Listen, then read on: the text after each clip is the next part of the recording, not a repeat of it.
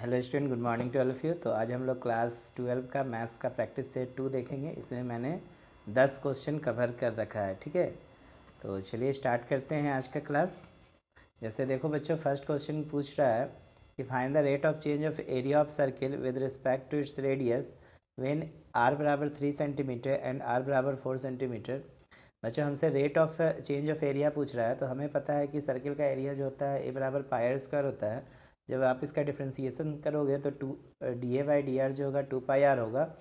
और r का मान फर्स्ट क्वेश्चन में हमसे बोल रहा है 3 सेंटीमीटर पे रेट ऑफ चेंज निकालो। तो आप यहाँ पे r बराबर 3 सेंटीमीटर पे निकालोगे तो D A by D R जो होगा 2 पाई इंटू 3, तो 6 पाई सेंटीमीटर स्क्वायर पर यहाँ पर सेंटीमीटर होगा, ठीक है ना। यहाँ पे आप क्या लिखोगे आंसर में 6 पाई सेंटीमीटर स्क्वायर पर सेंटीमीटर स्क्वायर। क्यों पर सेंटीमीटर स्क्वायर में बोल रहा हूँ लिखने, क्योंकि यहाँ पे चेंजिंग दिखा रहा है एरिया का, ठीक है ना। तो यहाँ पे आप 6 पाई सेंटीमीटर स्क्वायर और अपॉन में भी क्या करोगे सेंटीमीटर लिखोगे, ठीक है। उसी तरह रेडियस r बराबर 4 सेंटीमीटर पे भी आप रेट ऑफ चेंज निकालोगे D A by D are 2 pi into 4 बोले तो 8 पाई सेंटीमीटर स्क्वायर पर सेंटीमीटर स्क्वायर। यहाँ पे छूट गया है पर सेंटीमीटर स्क्वायर, आप इसे मेंशन कर लोगे, ओके। क्योंकि जब हमें चेंज दिखाना होता है तो हम चूँकि एरिया का चेंज लेंथ के रिस्पेक्ट में दिखा रहे हैं, इसीलिए यूनिट जो हो जाएगा सेंटीमीटर स्क्वायर पर सेंटीमीटर ही लिखेंगे, उसे हम काटेंगे नहीं चूँकि हमसे रेट पूछ रहा है। क्वेश्चन नंबर 2 देखो बच्चों, हमसे पूछा जा रहा है कि a balloon which always remains spherical has a variable radius, find the rate at which its volume is increasing with the radius when the latter is 10 centimetre. कह रहा है कि बैलून जो है वो स्फेरिकल शेप में है और इसकी रेडियस जो है वेरिएबल्स है। हमसे वॉल्यूम का रेट पूछ रहा है जब रेडियस मान लो 10 सेंटीमीटर दिया हो। तो हमें पता है कि स्फेरिकल स्फेयर है आपका बैलून, तो बैलून का जो वॉल्यूम होगा 4/3 पाई क्यू होगा। आप इसका डिफ्रेंसिएशन निकालोगे तो देखो D V by D R जब निकालोगे तो 4/3 पाई आर क्यू है, तो इसका जो डिफ्रेंसिएशन निकालोगे तो आर क्यू का डिफ्रेंसिएशन निकलेगा तो 3r स्क्वायर होगा, तो 3 कैंसिल हो जाएगा, तो यहाँ पर 4 पाई आर स्क्वायर बचेगा, ओके। अब r बराबर 10 सेंटीमीटर पे हमसे rate of change of volume पूछ रहा है, तो D V by D R जो होगा 10 पे, यहाँ पे 4 पाई आर स्क्वायर है, तो r का वैल्यू पुट कर देना 10 इंटू 10, तो 4 पाई इंटू 10 इंटू 10 400 पाई सेंटीमीटर क्यूब पर सेंटीमीटर होगा। क्योंकि यहाँ पे जो चेंजिंग है वो समय के रिस्पेक्ट में है, इसीलिए यहाँ पे यूनिट भी हम लोग क्या लिखेंगे centimetre cube per centimetre. Question number 3 देखो बाबू, find the slope of normal to the curve x बराबर a cos क्यू थीटा और y बराबर a sin cube theta at theta बराबर पाई/4। बच्चों हम लोग जब निकालते हैं स्लोप ऑफ टेंजेंट तो D Y by D X निकालते हैं, और स्लोप ऑफ नॉर्मल जब निकालते हैं तो -1/dy/dx निकालते हैं। तो आपको सबसे पहले क्या करना पड़ेगा, बारी बारी से इसको x को थीटा के रिस्पेक्ट में डिफ्रेंशिएट करना होगा और y को भी थीटा के रिस्पेक्ट में डिफ्रेंशिएट करना होगा। तो यहाँ पे आप देख रहे हो कि dx/d थीटा हमने निकाला, तो यहाँ पे a तो रहेगा और ये 3 cos स्क्वायर थीटा होगा, और फिर cos थीटा का जब डिफ्रेंशिएशन करोगे तो माइनस साइन थीटा होगा, तो आप इसको फाइनली लिखोगे -3a cos square theta sine theta.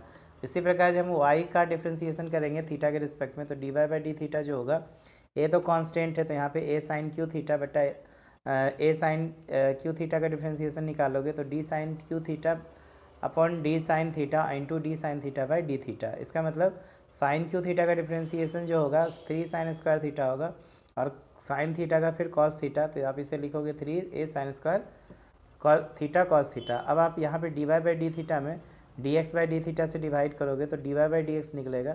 इस तरह से हम लोगों को मिल गया -10 थीटा। तो बच्चों ये जो है स्लोप ऑफ टेंजेंट है, -1 स्लोप ऑफ टेंजेंट करेंगे तो हमें स्लोप ऑफ नॉर्मल मिलेगा। तो आप देखो यहाँ पर स्लोप ऑफ नॉर्मल निकालने के लिए -1 इतना कर रहे हैं, तो हम पहले ही क्या किए हैं थीटा का वैल्यू पाई/4 पुट कर दिए हैं। तो पाई/4 पुट करने पे यहाँ पे टेन थीटा का मान -1 आ रहा है, देख रहे हो -10 थीटा, इसलिए तो स्लोप ऑफ नॉर्मल -1/10 थीटा या -1/m, तो -1/-1 हो जाएगा इज इक्वल टू 1। 4 क्वेश्चन देखिए बच्चों, कह रहा है find what the maximum and minimum value of 3x पे power 4 -8x³ + 12x² - 48x + 25 on the interval 0 to 3 के बीच में हमसे बोल रहा है। तो देखो सबसे पहले हमें मैक्सिमम मिनिमम दोनों वैल्यू बोल रहा है निकालने के लिए, तो हम लोग एब्सोल्यूट मैक्सिमम मिनिमा का कंडीशन यहाँ पे लगाने वाले हैं। इसके लिए हम क्या करने वाले हैं कि हम इसका डिफ्रेंसिएशन निकालेंगे। डिफ्रेंसिएशन निकालोगे तो देखो 3x4 का डिफ्रेंसिएशन 12x³ माइनस 8x³ का 24x², इस तरह से आप इसे डिफ्रेंशिएट करोगे। फिर इसका फैक्टराइज कर रहे हैं, देखो यहाँ पे 12x² कॉमन लेंगे, यहाँ पे x बचेगा माइनस कितना बच जाएगा 2x बचेगा, ठीक है। तो यहाँ पे इसको ये x² यहाँ पर हम लोग ऐसे लिखेंगे, आप इसको सही कर लोगे, यहाँ पे मिस्टेक है, ठीक है। यहाँ पे क्या करना है 12x² यहाँ पे कॉमन लेना है, तो इसका x बचेगा और इसका -2 बच जाएगा, तो x -2 होगा। यहाँ पे भी 24 कॉमन लेना है, तो x -2 होगा। तो एक देखो x फैक्टर हमारे पास बनेगा x -2 और x² + 2। तो ध्यान देंगे कि यहाँ पे x² + 2 को 0 से इक्वेट करोगे तो इमेजिनरी क्वांटिटी आएगा, इसलिए x -2 को हम 0 से इक्वेट करके x = 2 लेंगे। अब हमें क्या करना है कि f(x) फाइंड करना है x = 0 पे, 2 पे और 3 पर। अब हम इसमें देख रहे हैं कि हमें 25 - 39 और यहाँ पर एक 16 वैल्यू मिल रहा है। तो आप देखो कि सबसे ज़्यादा जो वैल्यू है वो क्या है 25, इसका मतलब मैक्सिमम वैल्यू जो मिलेगा x = 0 पे मिलेगा 25, और मिनिमम वैल्यू जो मिलेगा x = 2 पे -39 मिलेगा। ओके, इसके बाद देखिए नेक्स्ट क्वेश्चन है 5 नंबर में कि find the maximum value of इतना in the interval 1 3 and find also maximum value of same function -3 and -1। फिर से यहीं पे हम एब्सोल्यूट मैक्सिमा मिनिमा का कंडीशन लगाएंगे। इसके लिए हम क्या करेंगे कि इस फंक्शन को पहले डिफ्रेंसिएशन करेंगे, उसके बाद 0 से इक्वेट करेंगे। 0 से इक्वेट करने के बाद x का वैल्यू निकालेंगे। अब हम x का जो भी मान निकला है, ठीक है ना, उसको लेके और ये वाला इंटरवल को लेके f(x) निकालेंगे। उसमें जो सबसे बड़ा वैल्यू होगा वो मैक्सिमम कहलाएगा, और फिर उसी तरह से जो x का मान यहाँ पे निकाले हो वो और इस इंटरवल को लेके फिर से f(x) निकालोगे, जिसका वैल्यू सबसे बड़ा होगा वो मैक्सिमम कहलाएगा, ठीक है। तो आप यहाँ पे देखो x = 1 2 3 पे हम कंसीडर कर रहे हैं, हमें -2 यहाँ पे नहीं लेना होगा। रीज़न नहीं लेने का क्योंकि देखो 1 से 3 के बीच में हमारा इंटरवल लाई कर रहा है, 1 भी लाई करेगा 3 भी लाई करेगा, और इसके बीच वाला इंटरवल, तो इसके बीच में सिर्फ +2 आता है। तो हम क्या करेंगे f1 f2 f3 निकालेंगे। f1 कैसे निकालोगे, यहाँ पे x का मान f(x) में पुट करके, उसी तरह f2 निकालने के लिए x का मान 2 पुट करना, f3 निकालने के लिए x का मान 3 पुट करना, और इस तरह से हम लोग मैक्सिमम वैल्यू निकालेंगे। ठीक है, उसी प्रकार मिनिमम वैल्यू भी आप निकाल सकते हो, ठीक है। तो यहाँ पे हमसे चूंकि मैक्सिमम पूछ रहा है तो हम यहाँ पे देखो मैक्सिमम वाला को ही केवल आंसर में पॉइंट करेंगे। जैसे देखो -3 - 1 के बीच वाला इंटरवल, देखो यहाँ पे -2 था तो -2 पे कंसीडर किए, तो यहाँ पे सबसे वैल्यू ज़्यादा आ रहा है 139 -2 पे, तो यहाँ पे मैक्सिमम वैल्यू सेकेंड केस में कितना हो जाएगा 139। 6 क्वेश्चन देखिए, find 2 positive number x and y such that x + y 60 दिया है और बोल रहा है xy इज मैक्सिमम। तो जो x + y 60 दिया है तो हम यहाँ पर y अगर निकाल लेंगे तो 60 - x होगा। y का वैल्यू हम इस फंक्शन को, इसको हम लोग px मान लेंगे, और y के जगह पे हम लोग यहाँ पे 60 - x डालेंगे तो हमें एक फंक्शन मिलेगा x × 60 - x का होल क्यूब। अब वापस इसको क्या करो डिफ्रेंसिएशन करो, डिफ्रेंसिएशन करके फिर से 0 से इक्वेट करो, ठीक है। 0 से इक्वेट करने के बाद क्या करो x का मान निकालो, और x का मान आप चेक करो लेफ्ट साइड में, जो भी x का मान निकला है उसके लेफ्ट और राइट साइड में हम क्या करेंगे साइन चेंज करेंगे। फर्स्ट डेरिवेटिव टेस्ट यहाँ पर हम देख रहे हैं कि x जब हम 15 से लेस ले रहे हैं, मान लो x का मान 15 पे हम कंसीडर कर रहे हैं, तो 15 से लेस ले रहे हैं तो पॉजिटिव मिल रहा है, और 15 से ग्रेटर ले रहे हैं y का मान तो हमें क्या वैल्यू मिल रहा है नेगेटिव मिल रहा है, ठीक है।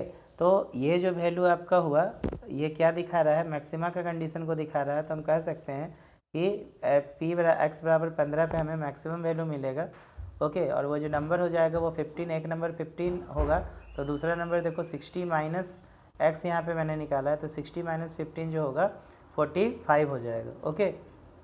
नेक्स्ट क्वेश्चन देखिए, बोल रहा है find all point of discontinuity of where f is defined. यहाँ पे डिसकंटिन्यूटी ऑफ फंक्शन है, ठीक है ना, OFF नहीं है, यहाँ पर क्या लिखिएंगे कि find all point of discontinuity of function where f is defined.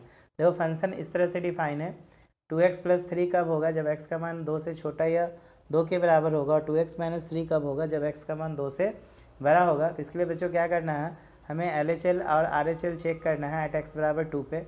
तो जब आप LHL चेक करते हो एट x = 2 पे, तो देखो limit x tends to 2 minus आ रहा है, तो यहाँ पे हम पहला x 2 माइनस का मतलब x से छोटा हम वैल्यू कंसीडर करेंगे, तो हमें ये फंक्शन मिलेगा 2x + 3, तो यहाँ पे वैल्यू 7 आया। और जब RHL हम ले रहे हैं limit x tends to 2 + 2 plus का मतलब हो गया x का मान 2 से बड़ा होगा, तो उसके लिए देखो ये फंक्शन आ रहा है तो 2x माइनस 3। अब x का मान यहाँ पे पुट करेंगे तो देख रहे हैं कि LHL RHL की चूँकि बराबर नहीं है, इसलिए फंक्शन जो है x पे कंटिन्यूस नहीं है, तो अतः आप लिखोगे ये फंक्शन जो है डिसकंटिन्यूस है और पॉइंट ऑफ डिसकंटिन्यूटी जो होगा x बराबर 2 होगा। अगला प्रश्न देखिए, find dy by D X if X Y plus Y square बराबर 10x प्लस वाई है। तो आप देखो x Y Y square 10x और y चार टर्म है यहाँ पे, तो चारों का अलग अलग डिफ्रेंसिएशन होगा। तो आप एक्स वाई को u इंटू वी पे आप तोड़ोगे, x का डिफ्रेंसिएशन करके y से गुना प्लस y का डिफ्रेंसिएशन करके x से गुना करोगे। यहाँ पे वाई स्क्वायर का डिफ्रेंसिएशन 2y हो जाएगा D Y square by D Y into D Y by D X, तो डी वाई स्क्वायर का 2y होगा। 10x का डिफ्रेंसिएशन सेक स्क्वायर होगा और y का फिर D Y by D X होगा। अब आप देख रहे हैं कि D Y by D X को सबको एक तरफ ले जाएंगे और जितना सेक स्क्वायर एक्स और यहाँ पे जो टर्म हमारे बच रहे हैं उसको राइट साइड में ले गए हैं, तो D Y by D X कितना आएगा, sec square X minus Y upon X plus 2y minus 1। Next question देखिए, फिर से हमें डिफ्रेंशिएट करने बोल रहा है, वाई बराबर sine inverse 1/2x square minus 1। तो बच्चों यहाँ पे हम क्या करेंगे, 2x स्क्वायर माइनस 1 को हम यहाँ पर एक ट्रिगोनोमेट्री फार्मूला का हेल्प लेंगे और x का मान कॉस थीटा कंसीडर करेंगे। ठीक है, कॉस थीटा कंसीडर करेंगे। देखो गलती से यहाँ टेन थीटा मेंशन किए हैं, आप इसे टेन नहीं लिखेंगे, देखो मैंने यहाँ पे मेंशन किया है कॉस थीटा। ओके, यहाँ पे प्रिंटिंग मिस्टेक हो गया है, तो यहाँ पर आप क्या लिखोगे, x का मान कॉस थीटा पुट करोगे तो y बराबर देखो क्या आएगा, y बराबर देखो यहाँ पर हम लोग लिखेंगे क्या चीज़, ये एक्चुअली मैं आपको बता दे रहा हूँ, यहाँ पे हमने मिस्टेक मैंने जब कॉपी पेस्ट किया था डेटा बना के, तो यहाँ पे गलती पेस्ट हो गया है। आप इसको मैं बता रहा हूँ उसके अकॉर्डिंग ठीक करोगे। यहाँ पे देखो 1/2x स्क्वायर माइनस 1 है, तो आप यहाँ पे बच्चों x का मान क्या मानना, कॉस थीटा मानना। तो कॉस थीटा x को मानोगे तो आपके पास थीटा कॉस इन्वर्स x निकलेगा। तो यहाँ पे आप क्या लिखोगे, 1/2x स्क्वायर माइनस 1 को 1/2 कॉस स्क्वायर थीटा माइनस 1 और 1/2 कॉस स्क्वायर थीटा माइनस 1 जो होगा कॉस 2 थीटा होगा। तो 1/cos 2 थीटा जो होगा बच्चों वो सेक 2 थीटा हो जाएगा। ठीक है, और सेक 2 थीटा होगा तो देखो बाहर क्या है, साइन है और यहाँ पर क्या आ रहा है, सेक आ रहा है। ठीक, तो ये क्वेश्चन में मिस्टेक होगा, तो आपको यहाँ पे क्वेश्चन को ही सुधार लेना है। ठीक है, क्योंकि देखो बाहर साइन इन्वर्स है और अंदर क्या आ रहा है, सेक आ रहा है, तो स्वाभाविक है कि बाहर में भी क्या होना चाहिए, सेक होना चाहिए, तभी तो हम फार्मूला लगा सकते हैं। हाँ, तो यहाँ पे आप मिस्टेक को ठीक कर लोगे, साइन इन्वर्स को आप क्या कर लो, कन्वर्ट कर लो सेक इन्वर्स में। चूँकि मैंने यहाँ पर जो आंसर्स बना दिया है, मैंने जो कॉपी किया वो सेक इन्वर्स के पॉइंट ऑफ व्यू से, तो आप इससे क्या लिखोगे, y बराबर sec inverse 1/2 cos square theta minus 1 और बराबर सेक इन्वर्स 1/cos 2 थीटा। इस तरह से देखो यहाँ पे आप सेक इन्वर्स सेक 2 थीटा और 2 कॉस इन्वर्स एक्स और 2 कॉस इन्वर्स एक्स का डिफ्रेंसिएशन फिर कर देना। तो -2 तो बाहर, ये 2 बाहर रहेगा, कॉस इन्वर्स का होता है -1/√1 माइनस एक्स स्क्वायर। तो -1 को 2 से मल्टीप्लाई करोगे तो क्या हो जाएगा, -2/√1 माइनस एक्स स्क्वायर। तो यहाँ पे मिस्टेक था स्टूडेंट, आप यहाँ पर ठीक करोगे। मैं आपको बता दे रहा हूँ क्या गलती है यहाँ पर, आप साइन इन्वर्स को क्या कर दो, सेक इन्वर्स कर दो और यहाँ पे टेन थीटा को क्या मान लो, कॉस थीटा मान लो। तो ये क्वेश्चन हमारा क्या हो जाएगा, करेक्ट होगा। अगला प्रश्न देखो बच्चों, डिफ्रेंशिएट y बराबर cos x cos 2x cos 3x है।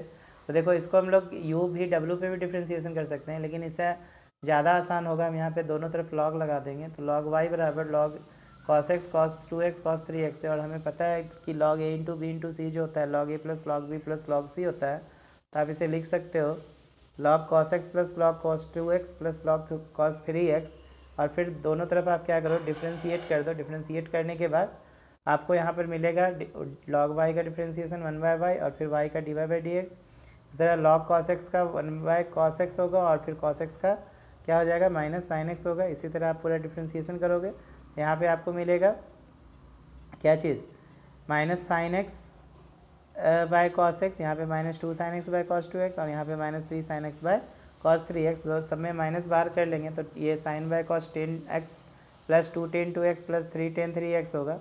और इस तरह से आप क्या कर सकते हो, dy/dx निकाल सकते हो और ये y का वैल्यू को यहाँ से पुट कर देना, cos x into cos 2x into cos 3x।